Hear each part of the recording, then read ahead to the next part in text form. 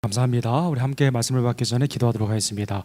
사랑하는 하나님 아버지, 감사합니다. 오늘도 하나님의 은혜의 말씀을 받을 수 있는 귀한 예배로 인도해 주심에 진심으로 감사드립니다. 하나님의 은혜를 귀히 여기며 그 은혜에 늘 감사하며 또 그 은혜의 말씀을 전파하는 하나님의 복된 종들이 될 수 있도록 주님 이 시간 역사하여 주시옵소서. 예수 그리스도의 이름으로 간절히 기도드립니다. 아멘. 복음이 일찍 전파된 나라 가운데서 여전히 복음화율이 가장 낮은 나라 중에 이스라엘과 그리고 인도를 들 수가 있습니다. 인도는 예수님의 제자인 도마로부터 이미 1세기에 복음이 전파되어지고 또 그 가운데 하나님의 많은 교회들이 섰던 그러한 곳입니다. 그러나 이 나라는 여전히 힌두나 불교의 여러 종파들로 기독교인에 비해 다른 우상 숭배하는 자들이 많은 그러한 나라입니다. 단일 종교 행사로서 가장 많은 사람들이 모이는 행사가 지난주에 인도에서 시작되게 되었습니다. 쿰멜라라는 이러한 행사인데요.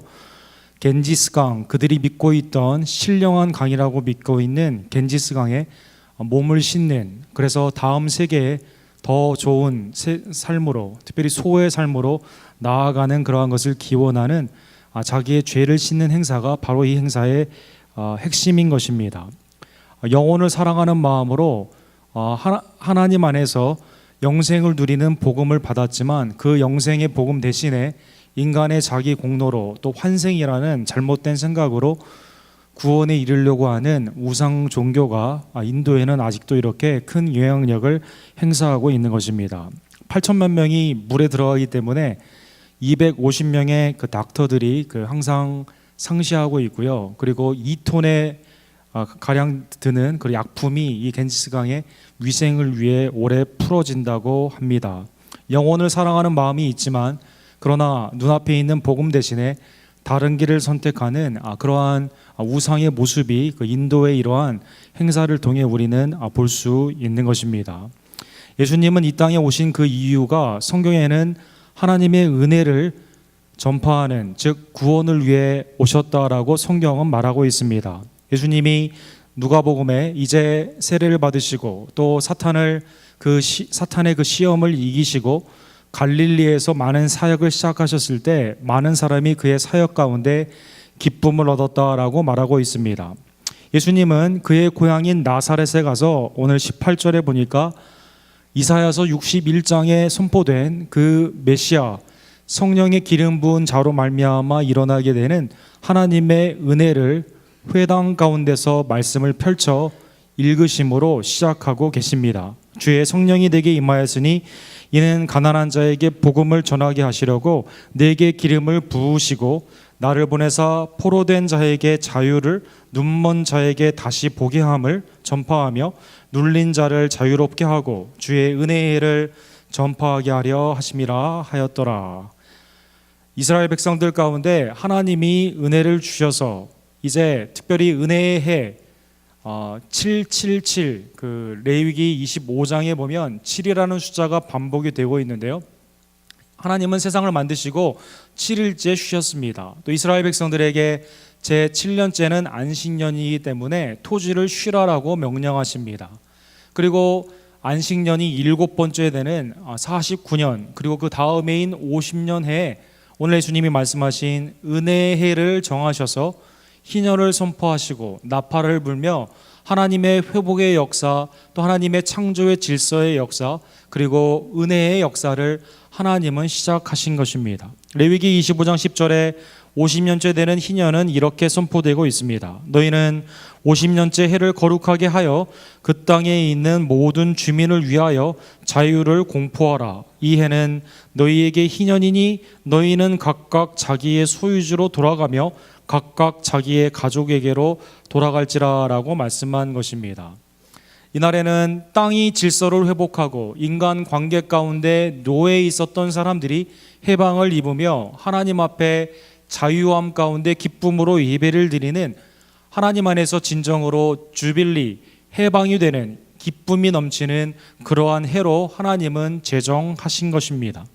그러나 이스라엘이 광야에서 불순종, 가나안 땅에서 우상 숭배, 다윗 왕 때 잠깐 하나님을 경배하였지만 그러나 북이스라엘이 아수르로 말미암아 남유다는 바빌론으로 말미암아 멸망하게 되고 페르시아의 포로 생활, 그 후에 그리스와 로마를 통해 끊임없는 압제 가운데 이 희년은 단 한 번도 지켜지지를 못한 것입니다.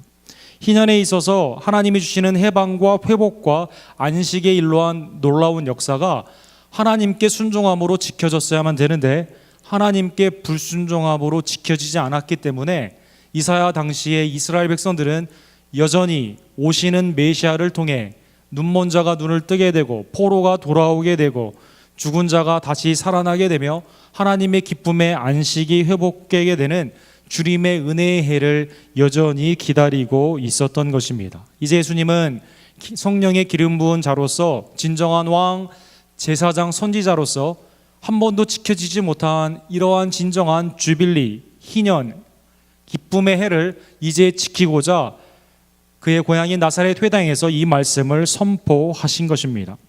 그런데 이사야 61장을 자세히 보시면 오늘 예수님께서 이사야 61장 1절과 2절을 말씀하시면서 다 읽지 아니하시고 끝부분을 남겨놓은 것을 볼 수가 있습니다. 이사야 61장 2절에는 이렇게 되어 있습니다. 여호와의 은혜의 해와 우리 하나님의 보복의 날을 선포하여 모든 슬픈 자를 위로하시고 라고 말씀하고 있습니다.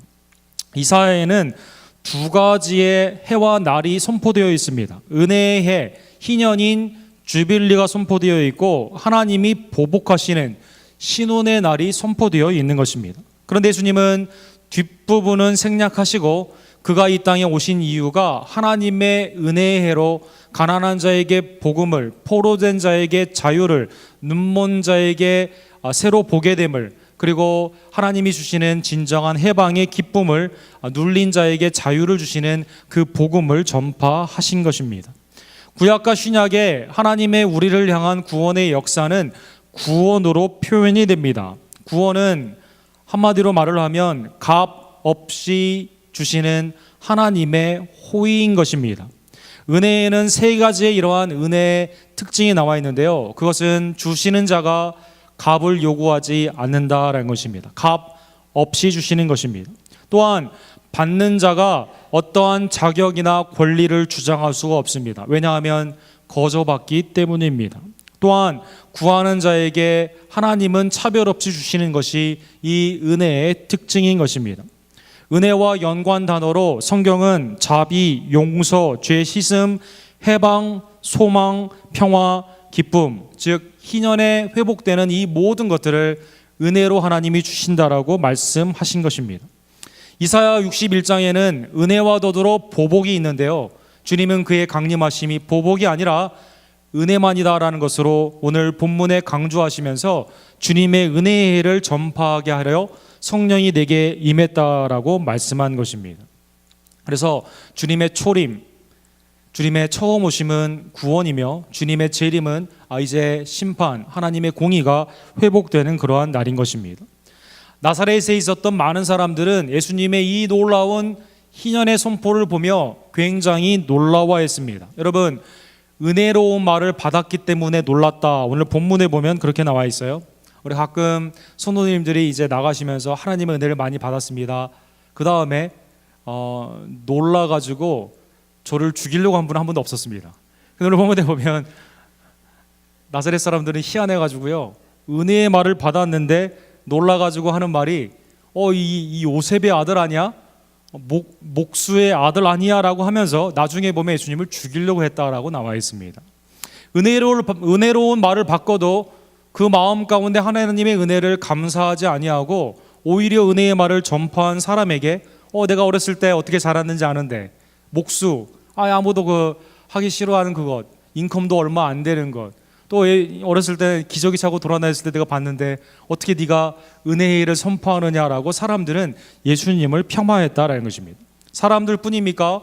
마가복음 3장 21절에 보면 이 은혜를 전파하는 예수님에게 예수님의 친족들이 듣고 그를 붙들어 나오니 이는 그가 미쳤다 함이리라 라고 말하고 있습니다. 식구들이 너 미쳤어? 너 지금 뭐 하는 거야? 라고 하면서 하나님의 은혜를 전파하는 메시아 예수 그리스도에게 말씀 전파하는 것을 막는 그러한 일이 있게 되었다는 것입니다.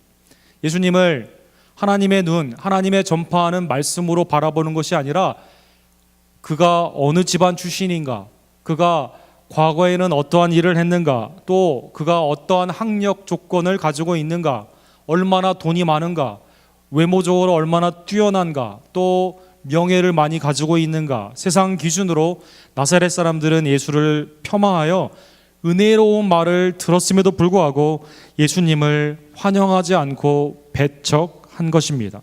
예수님은 24절에 보면 이렇게 말씀하십니다. 내가 진실로 너희에게 이르노니 선지자가 고향에서는 환영을 받을 자가 없느니라 라고 말씀하고 있습니다. 그래서 선지자가 고향에서 환영을 받지 못한다. 그래서 우리가 그런 경우 많이 있죠. 특별히 그 교회 생활 가운데 성도님들이 가끔 놀라는 것이 자기와 함께 술도 마시고 악한 일도 많이 하던 사람이 오늘날 목사가 되겠다고 하게 되면 야, 네가 어떻게 되냐라고 하면서 반대하는 경우 굉장히 많이 있죠. 그리고 그 지역에서는 사역하기가 어려운 그런 경우도 많이 있습니다. 나사렛이라는 지역의 특성을 성경에 보면 곳곳에서 말하고 있는데 예수님이 빌립을 부르시고 하나님의 놀라운 역사를 보여주십니다. 이때 나다니엘이라는 사람에게 가서 빌립이 예수님을 증거하게 될 때 나다니엘이 요한복음 1장 46절에 이렇게 말을 합니다. 나사렛에서 무슨 선한 것이 나느냐라고 말을 한 것이죠. 나사렛이 그곳에서 괄시받는 곳으로, 갈릴리 지역에서도 후미진 곳으로, 그곳에서는 세상 기준으로는 메시아가 나올 수가 없는 곳이기 때문에 그가 아무리 기적을 일으키고 하는 말씀이 은혜롭다 하더라도 받아들일 수가 없었다라는 것입니다. 예수님은 두 가지 비유를 들어 영적으로 눈이 어두운, 영적으로 가장 타락된 상태에 있는 이스라엘의 특별히 그 나사렛의 모습을 보며 두 가지 예를 주십니다. 첫 번째로 예수님을 가장 잘 예표하는 구약의 선지자 엘리야의 예를 들고 있습니다. 변화산상에서 모세와 더불어 엘리야가 함께 예수님의 변형되는 모습 가운데 나타나게 되죠. 그만큼 엘리야는 예수 그리스도의 사역을 예표하는 대선지자였던 것입니다. 모세와 더불어 구약에서 미러클 워커, 기적을 가장 많이 일으킨 분이 바로 엘리야였던 것입니다. 그러나 엘리야의 때에는 왕 아합과 여왕이었던 이세벨이 바알과 아세라를 섬기며 수백 명의 선지자를 성전에 두며 엘리야를 죽이려고 한 것입니다. 이때 26절에 예수님은 엘리야의 그 상황을 이렇게 엘리야 당시의 상황을 이렇게 말씀하고 있습니다. 엘리야가 그중 한 사람에게도 보내심을 받지 아니하고 오직 시돈 땅에 있는 사렙다 한 과부에게 보내심을 받았다라고 말씀한 것입니다. 3년 반이나 비가 오지 않는 기근, 즉 하나님의 말씀을 순종하지 않는 이스라엘에게 하나님은 그 날씨를 통해서, 기후를 통해서 심판하십니다. 그런데 그때 동시에 구원의 길로 하나님의 말씀과 기적을 일으키는 엘리야를 두셨던 것입니다. 그런데 놀랍게도 엘리야에게 말씀을 들으려고, 하나님께 순종하려고 사람들은 간 것이 아니라 오히려 엘리야를 죽이려고 한 것입니다. 그래서 하나님은 엘리야를 어디에 보내십니까? 오늘날의 레바논 땅인 시돈에 있는 사렙다 한 과부에게 보낸 것입니다. 굶어 죽는 과부가 이스라엘에게 수없이 많이 있었지만, 굶어 죽는 백성들이 한없이 많았지만 아무도 엘리야를 찾지 않았기 때문에 엘리야의 놀라운 하나님의 그 능력을 경험한 사람은 멀리 있었던 이방인 사렙다 과부였다라는 것입니다. 밀가루를 만들게 되죠. 오일을 만들게 됩니다. 심지어 죽은 자기의 아들도 살려내게 되는 예수 그리스도의 그 사역을 예표하는 엘리야를 통한 기적이 이스라엘 안에 일어나는 것이 아니라 이스라엘 밖에 시돈에서 일어나게 된 것입니다. 두 번째, 예수님은 엘리사를 예를 들고 있습니다. God is my salvation. 하나님은 나의 구원이다라고 불리우는 엘리사 시대에도 역시 많은 사람들이 엘리사에게 찾아가 말씀을 듣고 하나님을 경외했어야만 되지만 엘리사를 죽이려고 하고 오히려 다른 나라와 연합을 하여 이스라엘의 정치적인 생명을 꾀하는 일이 많이 있었던 것입니다.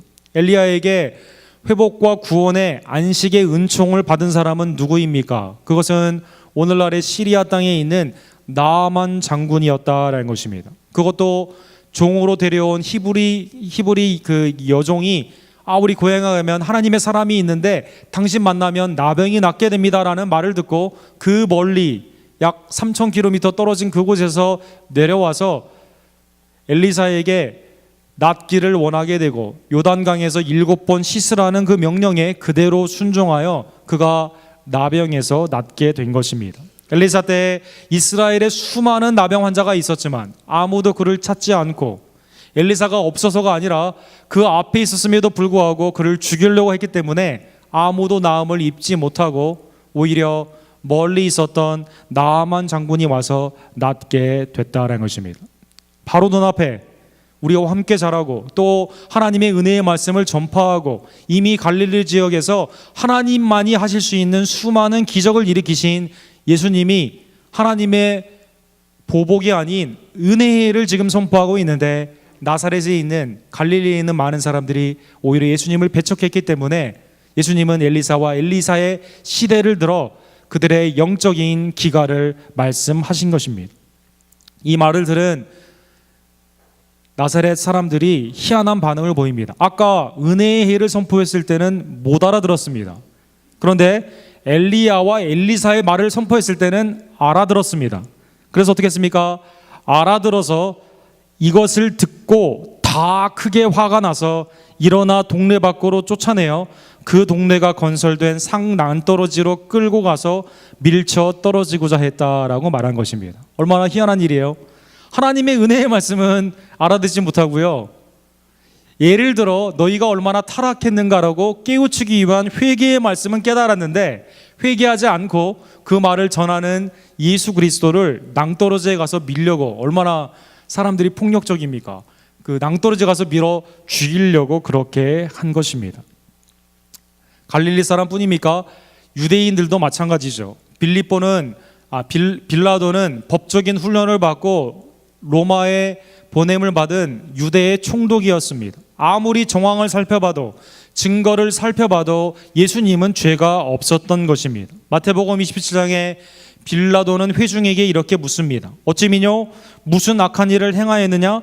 그들이 더욱 소리질러 이르되 십자가에 못 박아야 하겠나이다 라고 말한 것입니다. 죄를 아무리 봐도 찾으려고 해도 찾을 수 없고, 정황을 봐도 이것은 무죄한데 내가 도대체 이 사람이 뭘 잘못했길래 내가 어떻게 해야만 했느냐라고 물었을 때 사람들은 십자가에 못 박아야 된다라고 말을 한 것입니다. 예수님이 바로 그 앞에 있는데, 나에게 은혜의 말씀을 하고 있는데 그 말씀을 받아들이지 않고 오히려 회개를 촉구하는 예수님을 죽이려고 하는 나사렛 사람들, 갈릴리 사람들, 유대인들.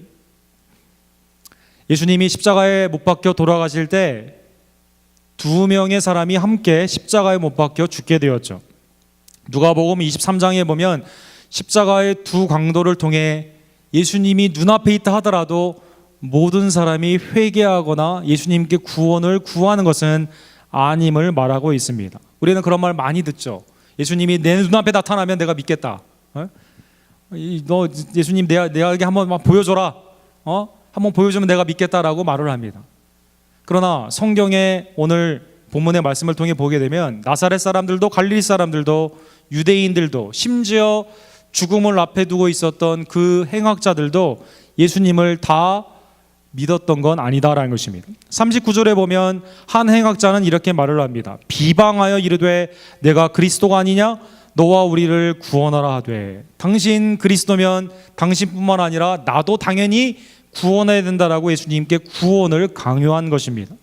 그러나 반대편에 있었던 강도는 어떻게 말을 합니까? 예수여, 당신의 나라가 임할 때 나를 기억하소서. 주님의 긍휼과 은혜를, 그 자비를 기대했다라는 것입니다. 한 사람은 당연히 나를 구원해야 된다라고 강요했고, 내가 십자가에 못 박혀 죽을 일을 하지 않았다라고 생각하며 예수님께 구원을 강요했고, 한 사람은 나는 십자가에 달려 죽어야만 되지만 그러나 나를 기억하여 나를 긍휼히 여겨 주시옵소서라고 은혜를 구한 것입니다. 사랑하는 성도 여러분, 우리는 매일의 삶 가운데 예수님의 음성을 듣습니다. 말씀을 통해 예수님이 누구인지를 깨닫게 됩니다. 하나님은 우리에게 보복이 아니라 지금도 은혜를 선포하고 계십니다. 혹시 여러분과 제가 그 은혜의 말씀을 헛되이 여겨 말씀을 받아들이지 아니하고 오히려 거꾸로 예수님을 부끄러워하거나 부인하거나 배척하고 있지는 않은지요. 우리의 매일의 삶 가운데 예수 그리스도를 늘 환영하며 기쁨으로 동행하며 그를 증거해야만 되는데, 혹시 우리는 이 행악자처럼 나는 당연히 구원을 받아야 한다고 생각하며 은혜를 나의 업적으로 바꾸고 있지는 않은지요. 나 같은 죄인을 살리신이라는 그 가장 많이 불림을 받고 있는 찬송가가 있습니다. 이 작사가는 존 뉴턴이라는 분입니다. 1779년에 이게 이제 발표가 됐는데요. 크리스찬뿐만 아니라 비크리스찬들까지도 이 찬양은 다 알고요. 가장 많이 부르는 최고의 찬양이라고 합니다. 원래 존 뉴턴은 노예 상인이었다고 합니다. 특별히 그가 입에서 나오는 말이 욕이 아니면 단어를 이어갈 수 없을 정도로 욕을 굉장히 많이 하던 사람이었다고 합니다. 부모님이 막대하게 주신 그 유산으로 노예 상선을 가지고 아프리카에서 수많은 아프리카 사람들을 잡아가지고 세계 곳곳에 팔아서 엄청난 이익을 누리는 그러한 사람이었다고 합니다. 그가 풍랑을 만나 모든 것을 잊고 아일랜드의 한 섬에 떨어져 있을 때 모든 것을 잃은 후에야 그는 하나님께 이렇게 고백했다고 합니다. 내가 이제 하나님의 은혜로 다시 살게 되면 이제는 노예 상인이 아니라 하나님이 원하시는 그 일을 하기를 원합니다라고 그는 고백했다고 합니다.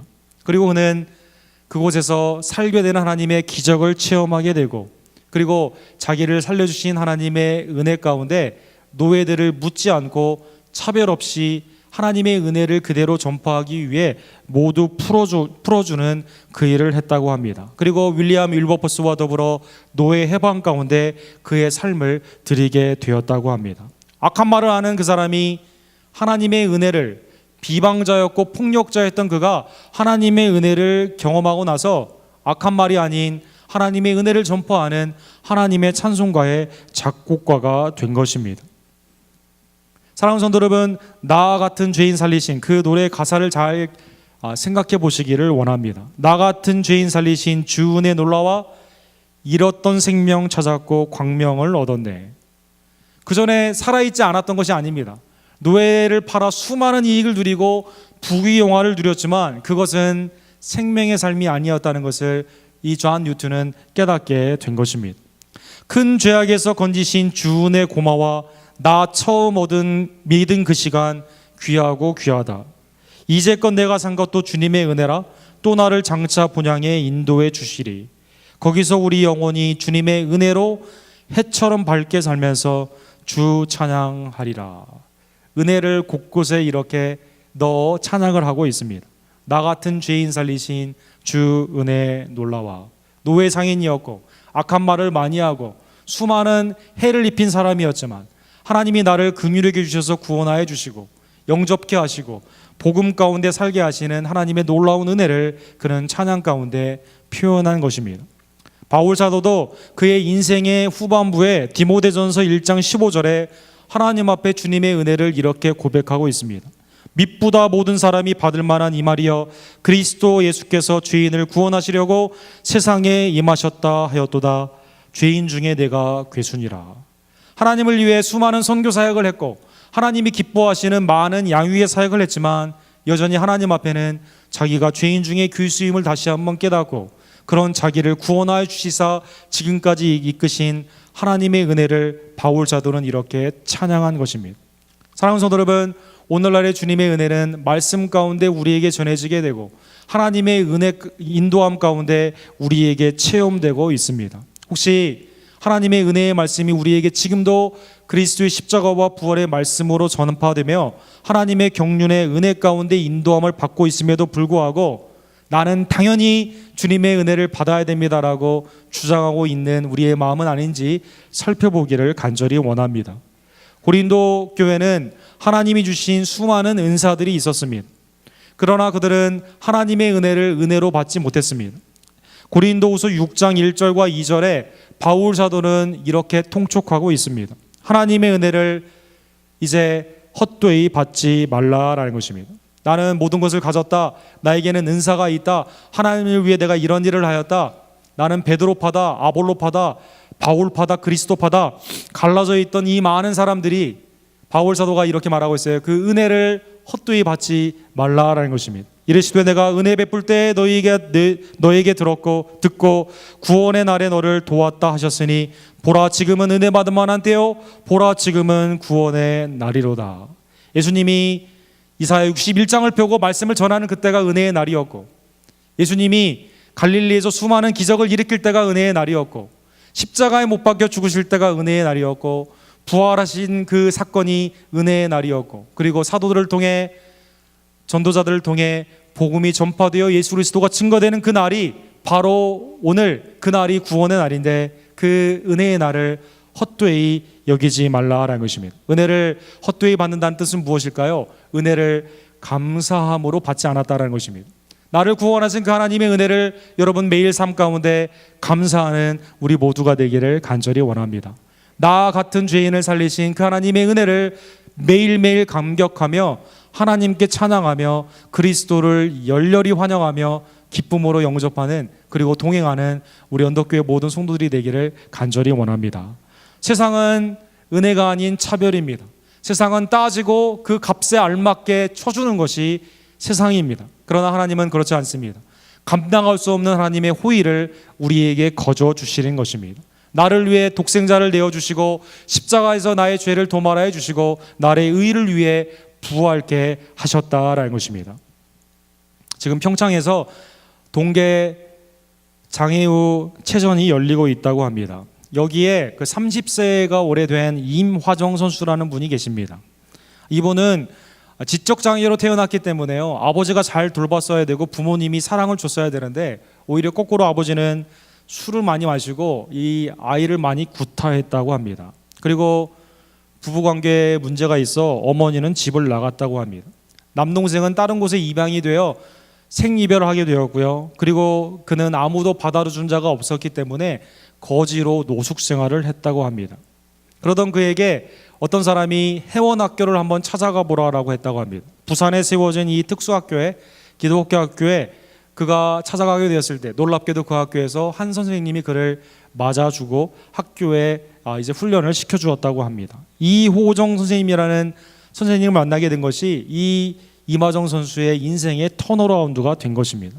이때 처음으로 누군가가 나를 사랑한다는 것을 체험하게 됐다고 합니다. 세상은 내가 잘 말을 못하고 지적으로 부족하기 때문에 차별하고 내어쫓고 거지로 몰았는데, 하나님은 이 선생님의 사랑을 통해 영접하여주고 이 안에 있는 이 임화정 선수 가지고 있는 은사를 발견하게 하고, 처음에는 자전거 선수를 했는데요, 전국 우리 그 특별 그 체전에서 금메달을 10개나 땄다고 합니다. 그래서 겨울에는 스케이트하는 선수로 이렇게 됐다고 하죠. 그래서 동계올림픽도 나가게 되고 여러 가지 일을 하고 있는데, 하나님의 그 놀라운 사랑, 받아들여지는 사랑을 이 선생님을 통해 깨닫게 되었다고 합니다. 그리고 지금 스케이트를 하는 이유가 뭐냐? 그것은 이 선생님을 기쁘게 하기 위해 스케이트를 하고 있다고 합니다. 사랑하는 성도 여러분, 은혜가 그렇습니다. 내가 받을 수 없는 놀라운 사랑을 받았기 때문에 나에게 은혜를 주신 그분을 기쁘게 하기 위한 감사의 삶을 사는 것이 곧 믿음이다라는 것입니다. 여러분과 저 죄와 사망에서 눌려 있었고 포로되었고 눈이 멀었고 죽어있던 우리들을 은혜의 해 예수 그리스도 성령의 메시아를 통해 우리를 풀어주시고 보게 하시고 다시 살게 하신 생명을 주신 그 은혜의 하나님께 감사함으로 그분을 기쁘게 하기 위해 우리의 삶을 드리는 놀라운 감사의 신앙의 역사가 있기를 주님의 이름으로 간절히 축원합니다. 기도하겠습니다. 사랑의 하나님 아버지, 감사합니다. 죄인 중에